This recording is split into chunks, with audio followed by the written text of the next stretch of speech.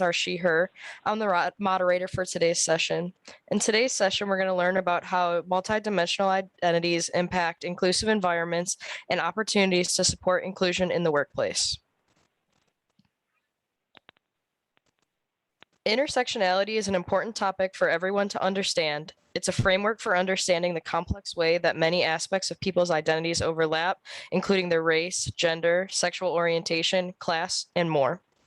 Intersectionality shows that a person's various identities do not live in separate vacuums, but rather, people exist at the intersection of their identities. Without understanding intersectionality, we can inadvertently or unintentionally leave out marginalized group of people.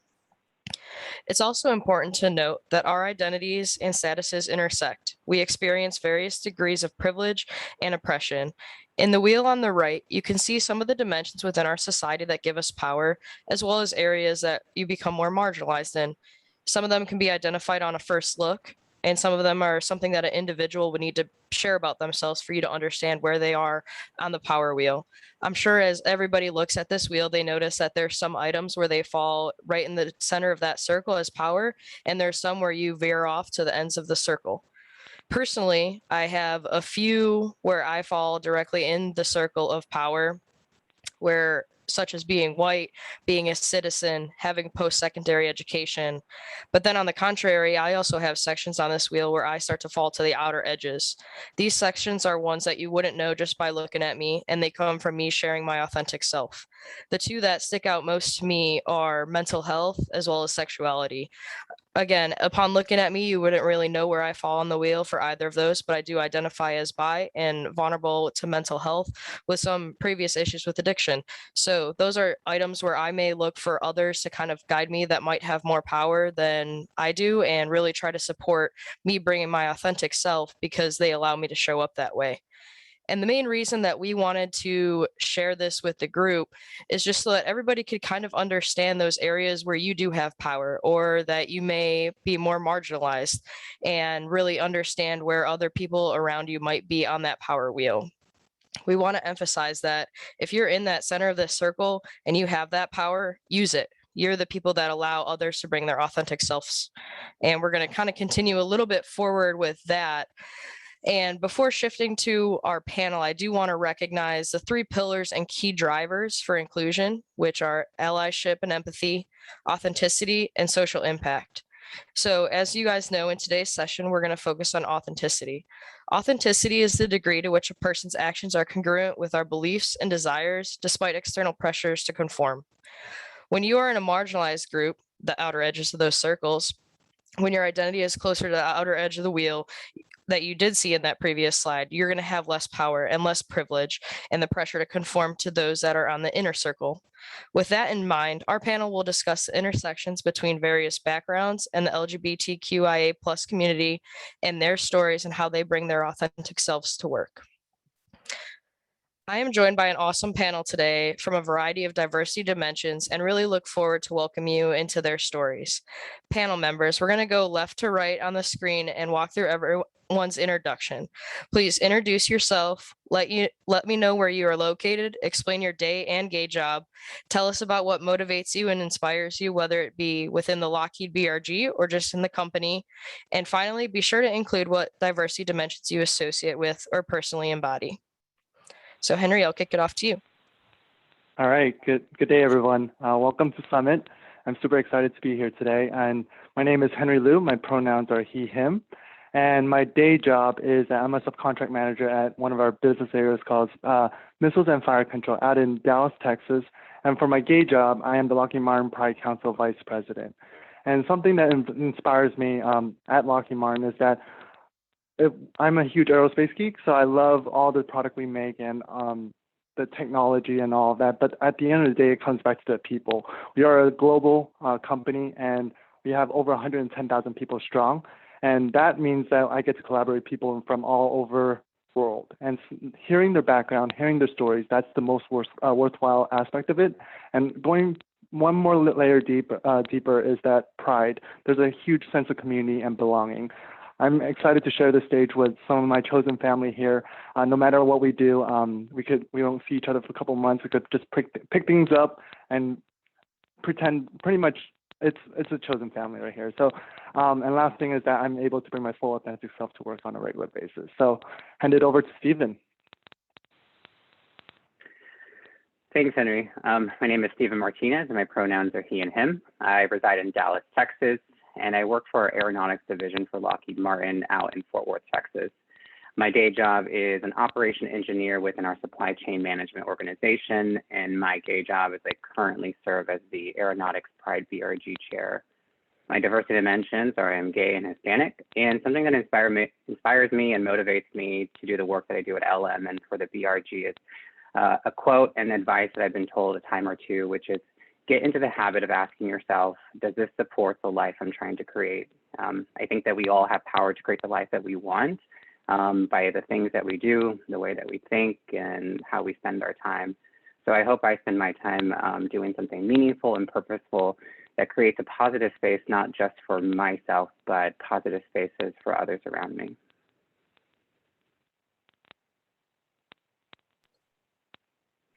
And over to Roxy. Thank you, Stephen. Hello, everybody. My name is Roxanne Robeson. My pronouns are she and her. I am located out of Orlando, Florida. I am a senior software engineer for Lockheed Martin Enterprise Operations. And my day job is a seat on the Transgender Council here within Lockheed that helps push different processes and policies within the corporation to make sure that they are inclusive of gender identity and gender nonconformity. As far as my status, the different dimensions that suit me, I am trans, I am a lesbian, a military vet, and though I am quite visibly white, I actually do identify with having Japanese and Indigenous American heritage within my family. The things that inspire me within the ERG is stories. I'm a huge fan of storytelling. I myself love stories, probably because I am a huge book nerd. But I understand that sharing stories is fundamental to our progress as a species. And if mine can help in any way, I want them to. And Nikki, the stage is yours. After you just got all deep on us, Roxy. Hi, everyone. My name is Nikki Venables. My pronouns are she and her. I currently live in Atlanta, Georgia, and I am a program management analyst in Lockheed Martin's aeronautics business area. Gay job, I've been a site lead for the BRG in the past, and I am currently the 2022-2023 Pride Leadership Forum co-chair. I identify as a gay, biracial, cisgender woman, and what inspires me is two things. One, leave it better than you found it. My mom and dad have been telling that to me and my siblings since we were little. And then the other quote that I like to keep in mind, which I've also heard since I was little, and that Kamala Harris likes to say is, if you're the first, make sure you're not the last. Thanks, Nikki. So to add to the panel introductions, I do want to introduce myself a little bit further. As I mentioned, my name is Carly Danick, pronouns she and her. I currently live in Delaware, but work out of our Morristown location. For my day job, I'm a quality program engineer, actually in charge of one of the site transfers from Maryland up to New Jersey and New York. And as far as my gay job at our council level, I'm the communications lead. And for RMS, I actually just took over the position of the intersectionality lead. I identify as bi and very much looking forward to making my wife next August. Aside from being part of the LGBTQIA community, I also identify with our Women's Impact Network. I identify strongly with our military community, and I just kind of want to allude to the fact that these do kind of change over time. And one of the main reasons that my connection to military has grown is my fiance is a chief in the Navy. So that factor and intersectionality in my life has continued to grow. And then as far as my motivation, that actually comes from how I felt when I originally entered the company. When I originally entered Lockheed right out of college, I was very young, wasn't quite sure who I wanted to display at work, wasn't sure who I could display at work. So this Pride community really gave me that sense of family and allowed me to make those tippy toes a little bit bigger steps and come out as my authentic self. So I want to be able to bring that forward and bring that to other people because everybody deserves to feel like that in the workplace. So we're hoping through all of our conversation today, we can really encourage you guys to bring that back to your own teams. And with all of that being said, I'm going to transfer into our discussion topic of bringing authenticity through intersectionality.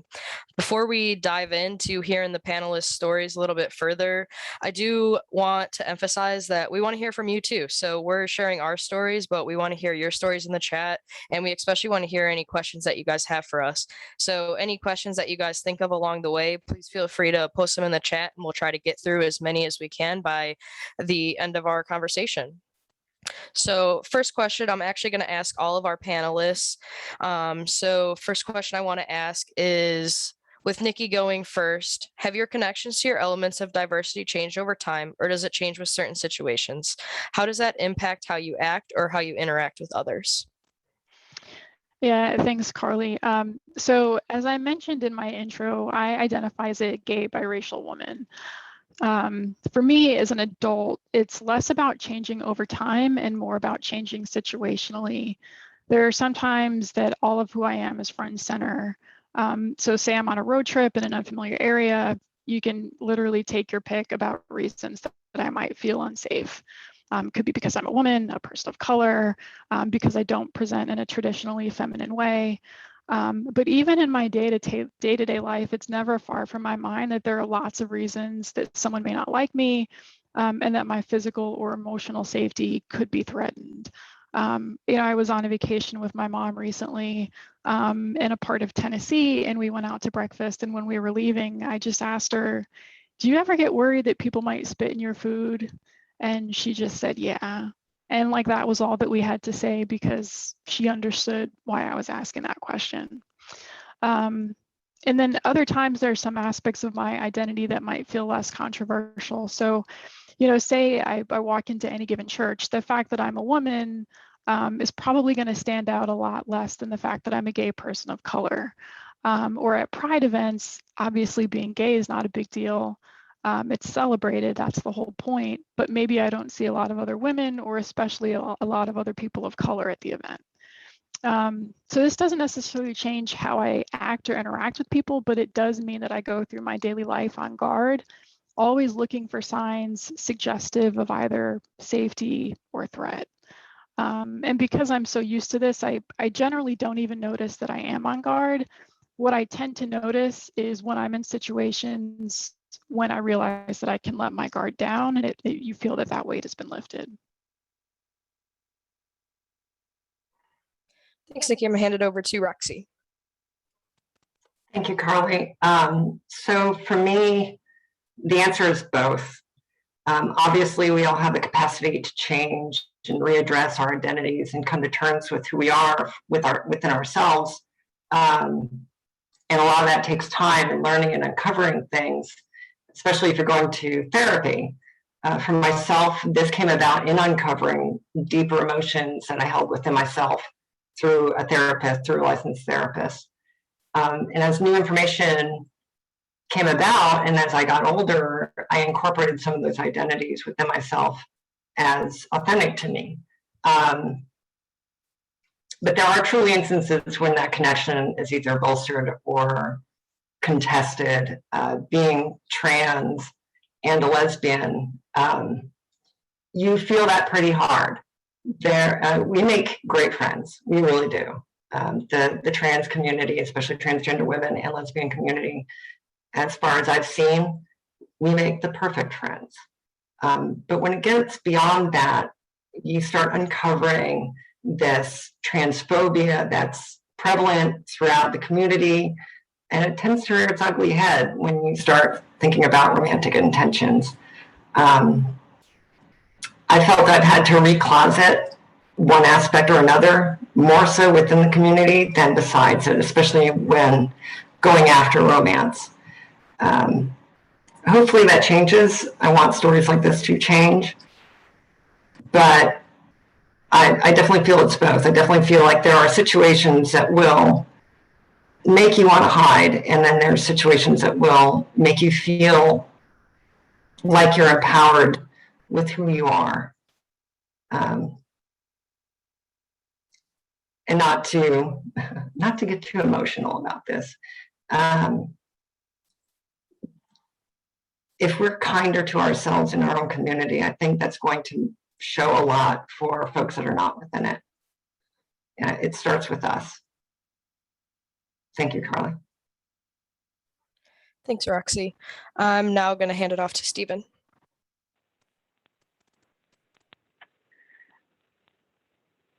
So for me, I think my connection to my diversity elements evolved situationally. I always felt equally connected to them both of being a Hispanic and gay man.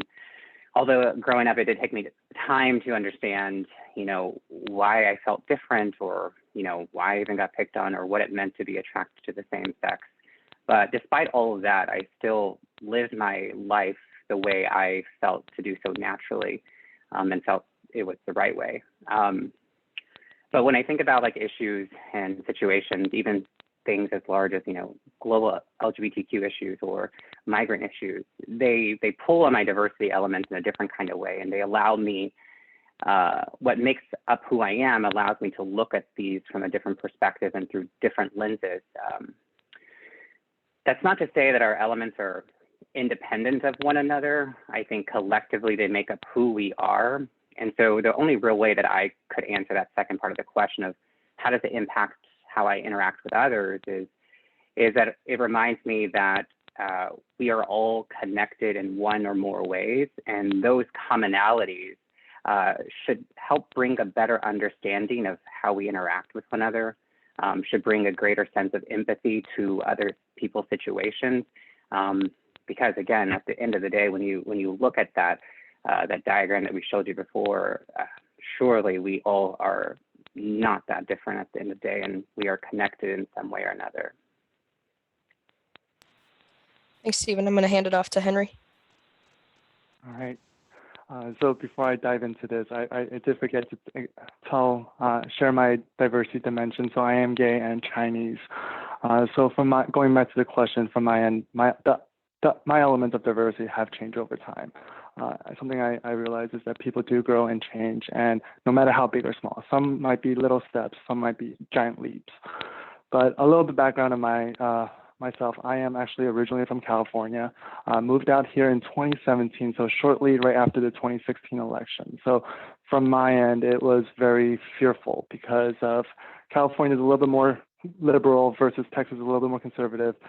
Even in California, professional and personal-wise, I was finally being able to be who I am, comfortable of being gay, and professionally, I was in the closet because my previous employers prior to Lockheed, there were moments where they would say homophobic comments, and I was always in the closet. I kept my personal and professional life completely separate. So understanding that I'll be moving to Texas and moving to working for a bigger aerospace corporation, Lockheed, super excited about the opportunity, but I was fearful for that. But since then, it was that whole perspective has changed. And I remember the first couple of weeks of going to work, and just after orientation, looking at all the different ERGs and BRGs, Pride was on there. And my heart was actually, it jumped a little bit saying, hey, I might be able to be who I am here. And going back to 2018, I went to a black tie dinner with Lockheed, and that model was be visible. So that is something that I hold true and dear to who I am today. No matter what I do professionally, it doesn't have to be big. I wear my rainbow lanyard to work. Just showcase, hey, I am who I am, and being authentic because it carries you so much further. Because if you're hiding who you are at work, it's so hard to perform. And so that's a little aspect of it for a professional life, but personal life. If you all have a partner, when you go to the local Costco or grocery store, please hold hands. Being in Texas, you might get no matter where you are, you might get some looks, but it'll get to a point where people say, hey, I see them. And for people that are part of the LGBTQIA community, you're inspiring them as well. So be visible. That's something, everything I do, I try to embrace that concept, being visible. So back to you, Carly. Thanks, Henry. Yeah, that's a really great concept. And I think one of the other areas where I truly find that like some of my diversity dimensions change are my own acceptance. So I think some of them really just didn't speak truly until I was allowed to accept kind of where I was and what I felt and where I really felt like I could be authentic and where I kind of like associated myself. So I think kind of similar to what Roxy mentioned, it's really getting to that point of understanding, okay, this is my dimension. This is what I want to show. This is the person that I want to be. So I think for me, the largest area that I had was just allowing me to get there. I think for a while, I wanted to stay at that center of that power wheel. I wanted to be the area that was most common. I didn't want to have to explain myself further. I didn't really want to see the reactions from others. So I really struggled and kind of left myself in the center and not really where I felt like I should be. So that's kind of where I want to continue to express myself and reach out to those others who might be in the center of the power wheel that could let me bring my authentic self. So kind of really emphasizing on that, I want to move on to our next question of how items might change over particular times or how there might be certain situations. So I'm going to hand this one off to Roxy and Henry. Have you had specific challenges associated with one or more of your diversity dimensions? Have you experienced a situation where your diversity dimension caused you to feel uncomfortable or people to react differently to you? So Roxy, I'll let you start. Thank you, Carly. Absolutely. I anytime you're vulnerable like this, and you're sharing deeper aspects of yourself with other individuals.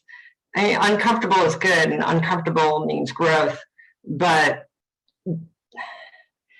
it's getting past that. So I've got beyond the stories of going to gay clubs and trying to mingle in with the lesbians and enjoying that environment. I have another story that remarks upon a time within our political history when we were in a major change within the military. I first came out as trans at the beginning of 2013, the end of 2012, beginning of 2013. I was still serving as an Air Force reservist. I was down in Miami. I went to Homestead Air Force Base. I was in a great environment. I had the best unit you could probably ask for. There was an aspect of that process where I had to disclose to my commanding officer just what was going on with me. This was well before the original lift of the military ban on transgender people in 2015, 2016. And I still remember the day where I was standing in front of my CO's door trembling because I was prepared to hear the words, well, you are now discharged. You cannot serve anymore. The amount of sweat that was pouring down my back and off of my forehead could have filled out a pool.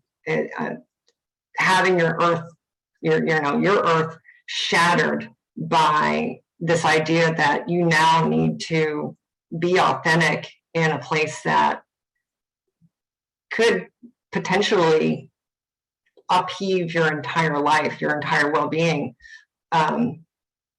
is not a fun thing to go through. However, by the graces of the people at my unit, that didn't happen. The first words out of my CO's mouth were, well, how do we help you to stay? How do we keep you here? And that led to a very open and vulnerable discussion around what that would mean to the unit and to myself during drill weekends, how it would affect my job, how it would affect PT scores, dress and appearance, everything that went along with military life. And for a while, I treated that time when I was still with the reservists as I'm going down south to be be a drag king for 48 hours and then come back and then be myself again. You still had to put on a performance at that time. And thankfully, things have now changed. And hopefully that progression has continued within the military forces. But there was good hope. There was good hope there when I first came out. Like, my entire unit accepted me with open arms. And I know that story is not the same throughout. Other folks who are trans and in the military, they have to fight for their lives. And I'm very fortunate that I did not have to do that. I had that one moment where it was uncomfortable, and then we grew past it. Henry, do you have a story? I do. So regarding going back to my diversity dimensions, being Chinese, so I am a first generation Chinese American. My parents came from China, and there are a lot of traditions that goes along with it. So I'm not sure if y'all watch Mulan, or like the son carries on the family name, you bring honor to the family. It's similar, right?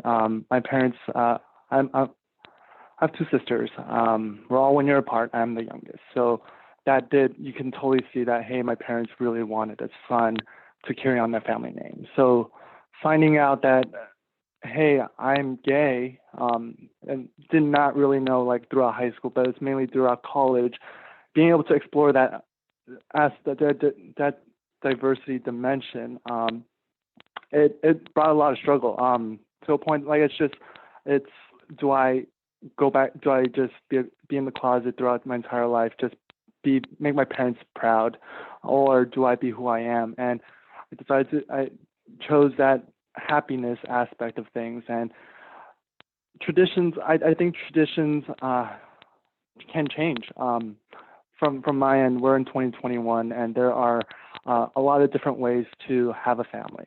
There's a modern family where I see myself hopefully getting married one day, having a husband, having a family, and there's different ways of starting a family through adoption, through fostering, and through surrogacy. And I'm hopeful. It's still a struggle with my parents with being gay. It came out to my parents, to my mom over 7-8 years ago, and to this day, it's still once in a while a harsh topic to talk about. But being authentic, being able to be who I am, matters so much more, because you're able to just be happy. So, yeah, that's my story. Back to you, Carly. Thanks, Henry.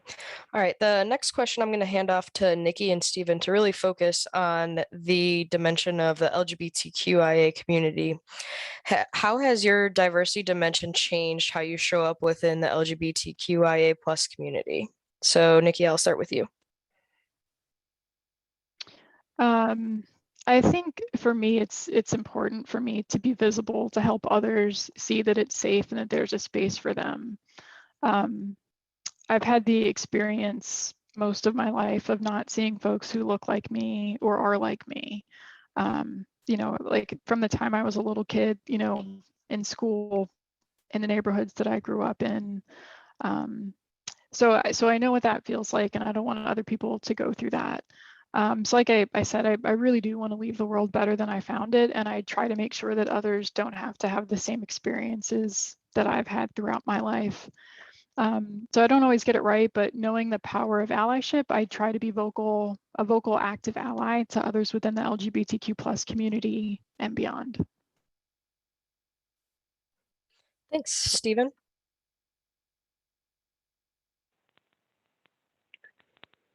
So I think me and Nikki are on the same page here, same theme. I'm growing up and in my professional life, obviously faced many passive or negative, treatment because I was gay, and I still find myself questioning and checking myself for maybe overcompensating in the professional realm or my career, given the industry that we work in. It can be very intimidating. But the network I've created in my professional realm, it has helped me grow into my own skin, comfortable with the gay dimension, if you will. This network I've experienced, I think it's about seeing representation in my company, like some of these other amazing panel members, giving me the confidence that I can be successful just the way that I am. It's led me to opportunities like holding our business area pride chair, joining forums, trying to contribute to making a welcoming environment for everybody. So I think my main takeaway from this answer is it is about seeing the representation of the entire diversity spectrum within your company or your own surroundings is so important. Because you never know who's watching. You never know the kind of talent that is waiting to be inspired by somebody else. So if I can do anything for this community, it's, I hopefully take my small platform or small influence and may or may not have some kind of impact, but it's just about being present so that someone else can witness you and you can be that person's reminder that they too can be successful just exactly the way that they are. Thanks, Stephen. So that actually kind of translates very well into my next question, which is around the idea of allyship. And I want to ask the entire group of you what your opinion is on it and kind of how you foresee yourself helping. So my final question is, we've heard some great stories and examples from everybody today. How do you show allyship within or outside the community? And what takeaway would you give to our audience as to how they can show up as an ally? So again, gonna have everybody answer this. Roxy, I'll start with you. So Nikki and Stephen actually did an amazing job of leading up the answer to this, because honestly, even for ourselves and our allies, showing up and being present, visibility is probably the most important thing when it comes to being an ally. Just being there, it helps you understand what's going on. It helps you challenge your own biases, your own perceptions, the current notions that you've got about a certain group or a certain marginalized community.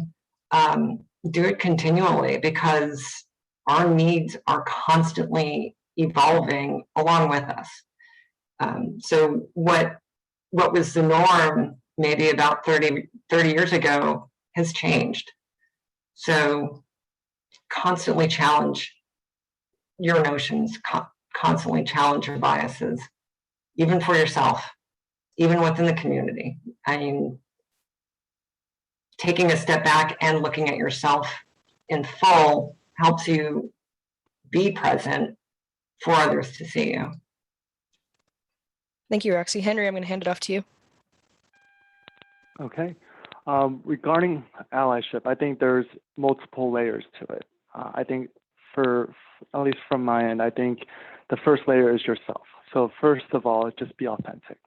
Recently I learned in order to be there for someone or somebody else or a group of community or to love someone else, you just got to love yourself first. So just be you, be authentic and don't hide. So that leads to the second layer of it. Once you become authentic, be who you are, be visible about it. You don't know who around you is. I think Stephen had a really good point about this, is that you don't know who's looking at you and being inspired by you. So if you're hiding and if you're just not standing up for the community, I think you don't know who it's going to affect. And strive to be visible, and at the end of the day, learn to be comfortable in uncomfortable situations, because that's how you grow, and that's how you're going to be able to propel yourself to the next level. And last thing, once you're able to be visible, show up and join the other BRGs, the business resource groups. Being in Pride, we intersect with so many different dimensions.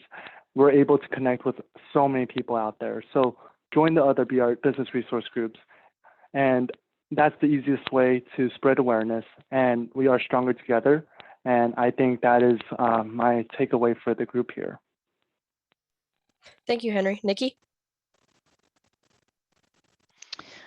I think there's a misconception that only a certain kind of person has privilege, and that's just not the case. Every single one of us on this planet has privilege to some degree. Privilege is not having to be concerned with something or even being able to forget that it's an issue because it doesn't affect you personally. So for me personally, I try to be conscious of the privilege that I have and educate myself on challenges people without my privilege face. And like I said before, I'm not always successful at that, but I certainly try to bring others into the conversation and draw attention to important issues that may not directly impact me. For example, when having diversity discussions within my team, I try to bring up topics and scenarios that get us to think beyond our individual and collective privilege within that team. Ways that I think all of us can show up as allies is by asking questions, raising issues, advocating, and most importantly, amplifying the voices of others, marginalized communities that may not feel that they have the power to speak up for themselves. Speak up about inappropriate behavior. If you see something, say something. A lot of times silence can be taken as complicity or agreement. So definitely, don't let it stand. And it doesn't have to be confrontational, right? Like Aaron Urita said during the opening plenary, I think it was today, call people in. You don't have to call them out, but call them in, invite them to have that conversation and explain to them why what they said or what they did isn't okay. And by doing that, you're setting a tone and you're demonstrating allyship, and you never know who may need an ally, who might have something that they haven't shared, a friend, a family member. You really just never know. Be willing to challenge your assumptions, read books. I love listening to podcasts. That's a great way that I get exposure to other types of topics that I may not know a lot about, other issues that I may not be super familiar with. Have conversations with your friends and family. Be the person to bring up that topic. You shouldn't only be demonstrating your allyship when there's someone standing next to you who needs that allyship. You can show allyship even when there aren't other people, around. And the person, speaking from personal experience, the person in the room who is impacted may not want to be the person to raise something. I know before I came out at work and we would have ethics conversations, and you would pick different scenarios and there'd be that one LGBTQ topic. I certainly was not going to be willing to raise my hand and say, let's talk about that one. But a great way someone else could have shown allyship would have been to say, let's talk about the LGBTQ case.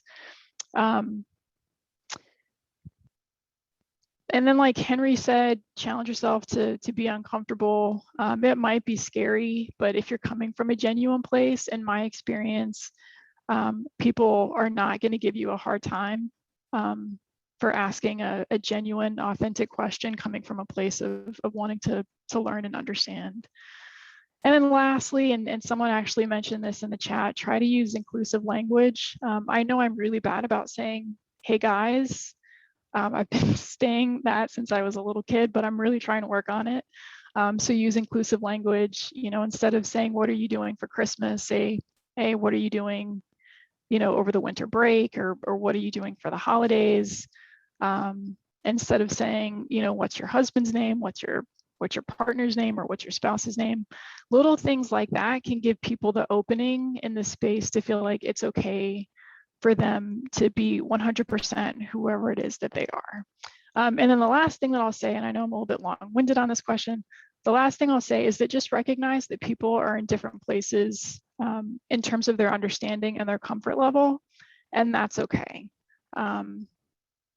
We all went on a journey. We all go on journeys throughout our lives. So just recognize that people may not be exactly where you are, and just try to see if they're coming from a good place and help them along the journey. Thanks, Nikki. Stephen, I'll hand it over to you. Yeah, I agree with Nikki. It's a constant learning and reminder, and I love these forums so that we can continue our education and remember, to use, inclusive language and stuff like that. I mean, earlier today, I actually was called out, I'm not gonna lie, for using the wrong pronouns with somebody, and it stung just a little bit because it was a good reminder that I needed to be more cognizant of that. But some general advice I would say is recognize where you have your privilege and how it shows up in your everyday life. But even more so, maybe switch it up a little and ask yourself, how did it help me avoid the negative situation, and what could have that situation have been without my privilege, excuse me. I think there is sometimes fear in individuals acknowledging privilege because it somehow takes away from their own struggles in life. But hopefully, as we all know, that's not the case. You can certainly acknowledge your privilege without diminishing your own struggles in your own life.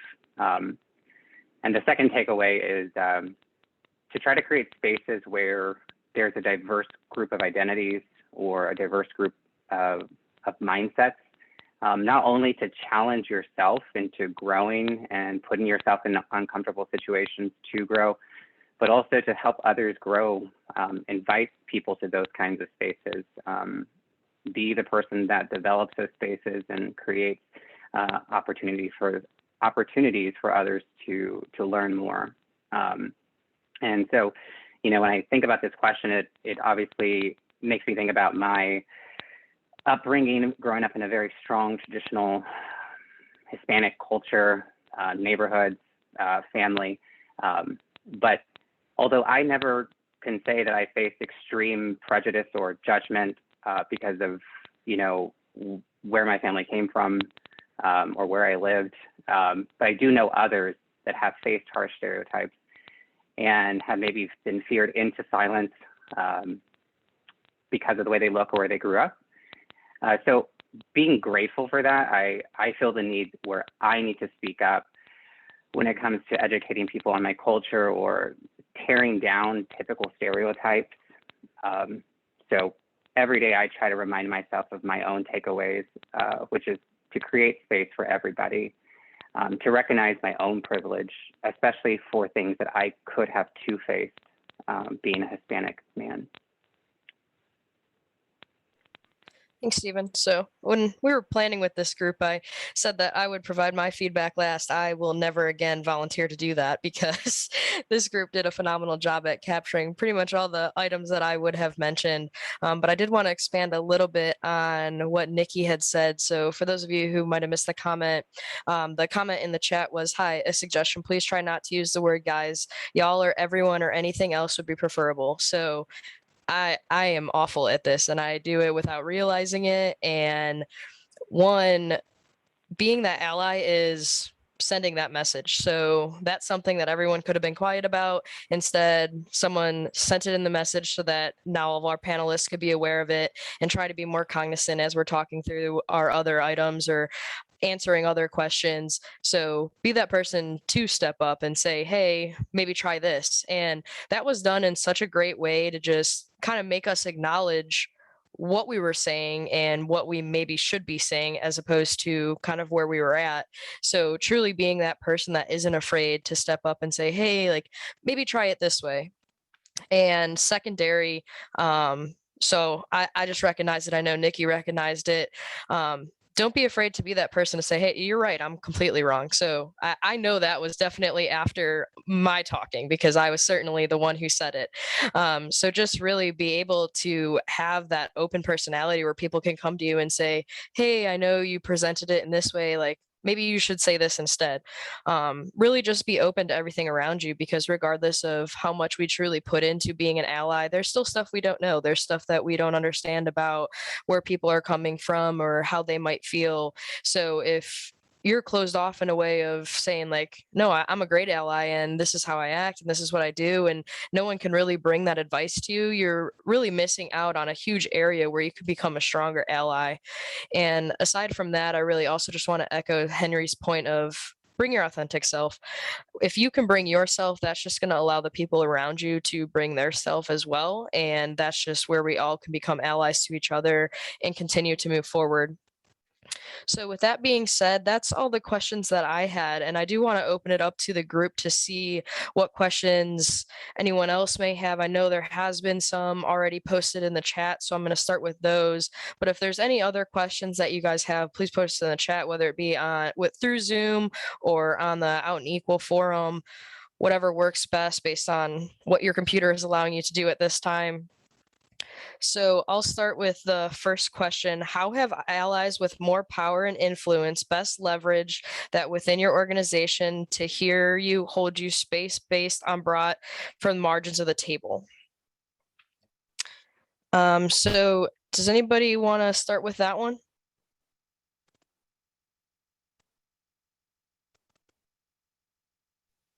Sure, I'll jump in. So I'm a pretty quiet person. I like to be in the background and like do the hard work and then other people sort of like, take the stage. But in the Pride BRG, folks have definitely not let me do that. They have pulled me into leadership positions and really supported me. Like I said, I'm going to be the 2022-2023 Leadership Forum co-chair, which is a global leadership forum that we put on every year. And that's a really uncomfortable thing for me to do. But, as a person of color, I don't believe we've had a person of color in that role since the leadership forum started back in 2012. So, being asked to step into that role is people who had a lot more privilege and leverage within the corporation than I do, saying, hey, we think that you can do this. And using that to give me the exposure, the opportunity, and like we've all been saying today, to sort of be that first person to show others that they can do it as well. And I would like to chime in on this one as well. And similar to what Nikki said, I'm the first person of color to step into this LMPC Lockheed Martin Pride Council VP role. So that comes with a lot.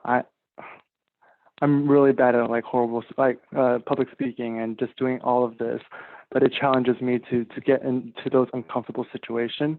And from an ally's perspective, having leaders that support who you are and call into your Pride event as allies and sharing it with the entire team, those are little nuggets that helps you feel warm, like that you belong. And it goes back to being the sense of community and belonging. And the allies, I think within the Pride Business Resource Group, a lot of our members are allies. And without them, once again, we're stronger together. And with those allies, it does uplift the community dramatically. So back to you, Carly. Thanks, Henry.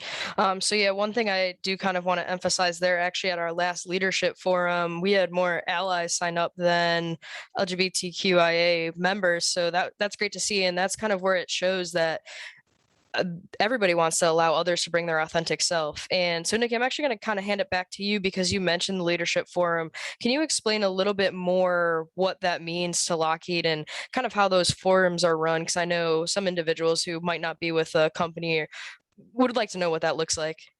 Sure. So like I said, we've been putting the Pride Leadership Forum on since 2012. We were not the first, and I think there are some that have come after us. But essentially, all of the BRGs, business resource groups within Lockheed Martin, will have an annual leadership forum where they bring in folks from the community and allies to that community, both within the United States and even from our international locations to participate. And typically we have an evening reception the night before, where we'll have an executive guest speaker, entertainment, just a social time for folks to get to know each other, catch up. And then the following day, we have a full day of different sessions that are focused on professional development,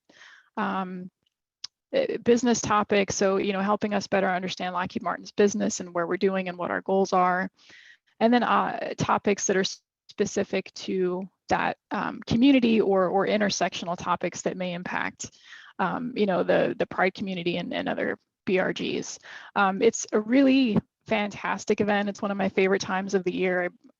I don't think the other folks on this call would disagree with me. It's always a lot of fun.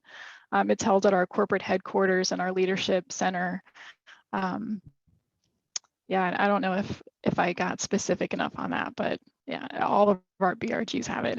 It's wonderful. We love it. We bring in external speakers as well. Yeah, no, I think that captured it well.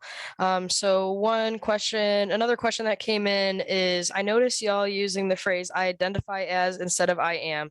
Is there a reason behind that? that, or is it a choice of phrase? So I can start with that just on my personal opinion. To me, it's a language of how I think it comes off. So to me, saying I identify as seems stronger in the sense of what I see in myself and proud of being that, whatever that identity might be. So to me, it's more of a proud aspect to say that I identify as XYZ. So that's where I come from. And I'm actually going to open that one up to the entire group to see if that's more of a verbiage thing. Because I actually think everyone on this panel used that language at some sort of time. So Roxy, I'll start with you. For me, it's a little bit different. I think it was just semantics. A lot of times you have to code switch, right? Doing forums like these, doing panels like these, the accepted language can change as well. And I know some folks out there may not fully feel the way Carly has, and where she can go forward and just say I am and it be equivalent, where identity is a little bit stronger for them. So I think in my case, it's more just semantics. I can use either language and it still mean the same to me. I still know who I am at the end of the day.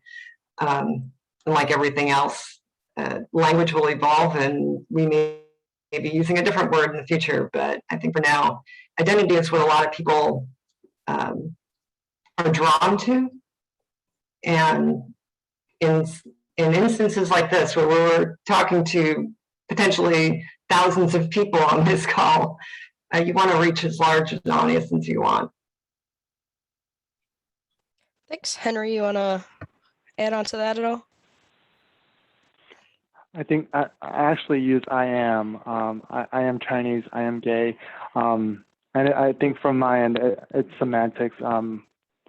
And I don't have anything to add on to that. I think you all covered it really well.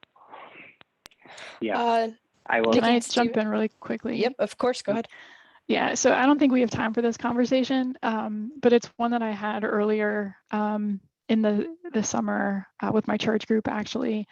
And it was, I agree with Roxy. To me, it's it's a little bit semantics. I identify, like I am who I identify as. But I think there's another question of how do I see myself versus how do other people see me? I personally identify as biracial. My dad is white, my mom is black.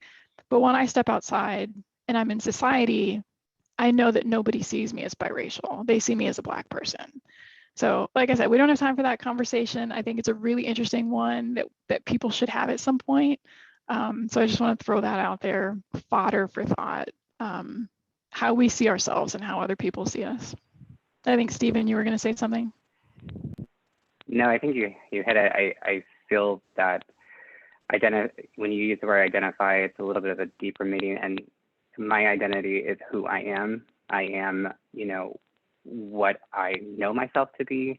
And when you're vocalizing that and what you're saying is identifying, you're letting people know exactly who you are. But to Roxy's point, it's very semantics. It's about using, when you're talking to such a large audience, you want to reach as many people and help them understand that. All right, one additional question that came in. I'm going to open this up to the group, so whoever wants to start with it. How do you overcome any sense of fear or discomfort when you're called to action? Embarrassingly, I find myself still struggling as a bystander sometimes, as a Latino in a queer space or as a queer person in a Latino space. So I've got a motto that I wouldn't say I live by this motto, but it's part of my mantra regime, in that joy exists on the other side of fear. There is no easy way to get over fear. It's the get up and do, right? You're going to deal with the fight or flight responses, and hopefully one takes over better than the other in more cases than not, but you want to see the end goal.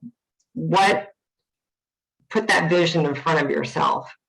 If I don't do anything, if I'm not authentic, if I don't, stop whatever harassment's happening, how is that going to change me? How is that going to change that person? Where's my, finding that call to action is part of that struggle as well, understanding and being sympathetic to folks. I don't know if there's an easy answer, but I think if there's more of us out there that are showing others that you can do this thing,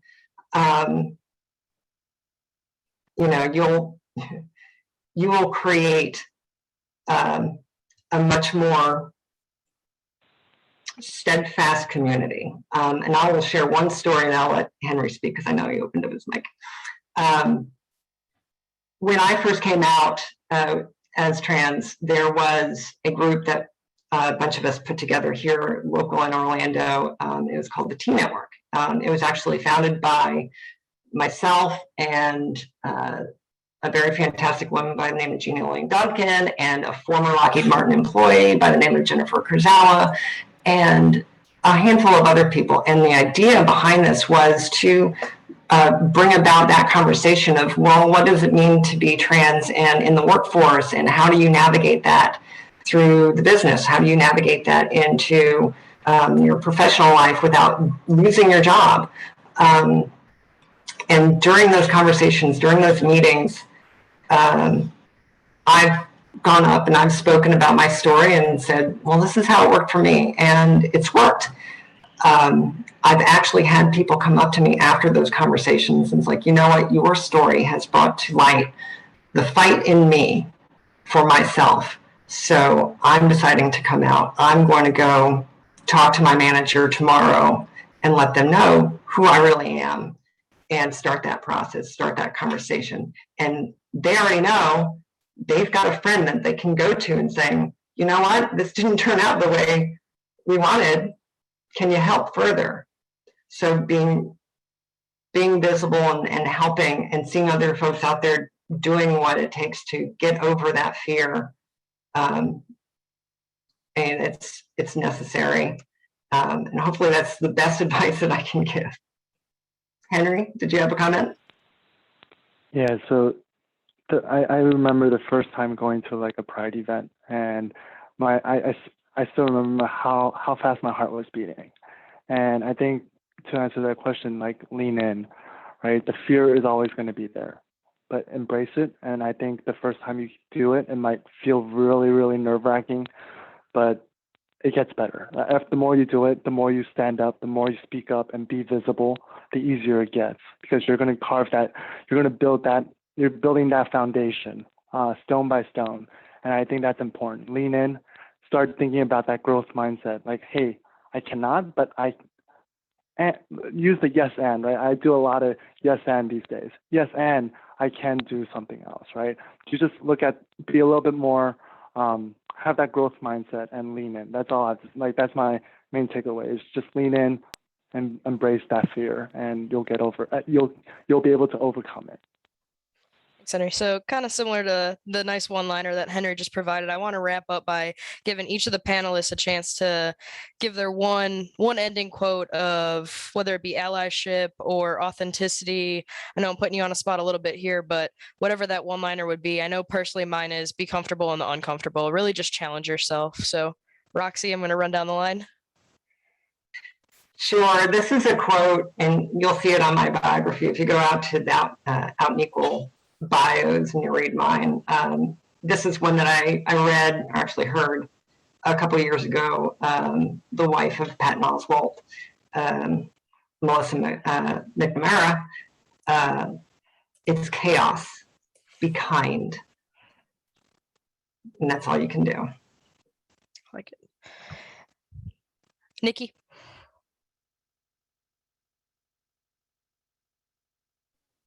What's my one-liner?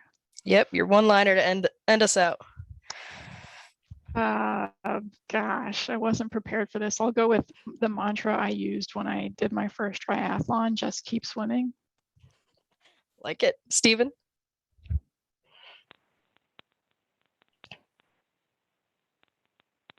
Sorry, definitely not prepared, but I would say be true to who you are and don't let others distract you from that. Perfect. Alrighty, so as everyone notices with the time, that is the end of our session. I do want to be respectful of everybody's time and everyone's next summit adventures. So please, just a reminder, if you guys do have any feedback, you guys, don't say you guys.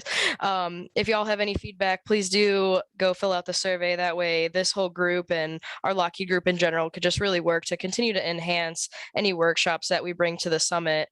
And I want to end by thanking, first off, all of the panelists. You guys did an incredible job. It was really great to hear all of your stories. And also I want to thank the audience, the participation. We really, really appreciate it. And we hope that this is something that you could bring back to your teams as well as your workplace, and just really encourage that authenticity and being an ally to anybody who needs it. So thank you all, and good luck with the rest of the conference.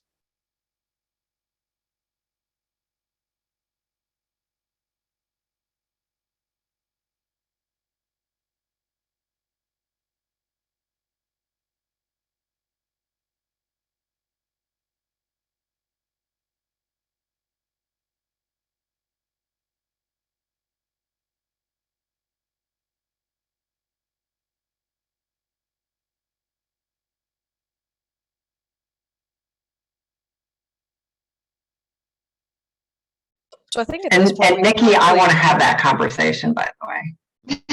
It's an interesting one. I've had that conversation with other folks before. It is tricky, and like I mentioned in our introductions, like when you see me, I'm white. I've got white privilege through and through. You look at my dad, however. My dad is Japanese and Indigenous American with this spattering of British in there, but everybody on